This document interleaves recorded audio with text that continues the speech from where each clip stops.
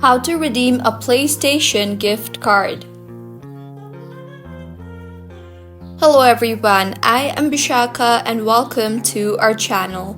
I will take you through the step-by-step process on how to redeem a PlayStation gift card. Now, let's get right into the tutorial.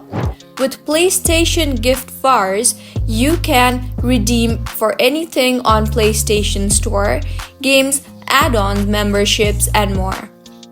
You can buy a PlayStation Store gift card from an online retailer and they will email you a code to redeem via the digital store on your PlayStation console or via any web browser. I will brief you on the redemption process via PlayStation Store. First, go to PlayStation Store and select your profile at the top of your screen.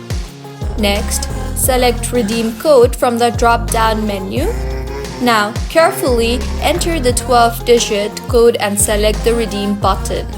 And with this, if the code was entered correctly, the credit or content will be applied to your account. So, this is how you can redeem a PlayStation gift card. If you found the video helpful, smash that like button, comment if you have any queries, and be sure to subscribe to our channel, Login Shines, for similar helpful tutorials. See you on the next one.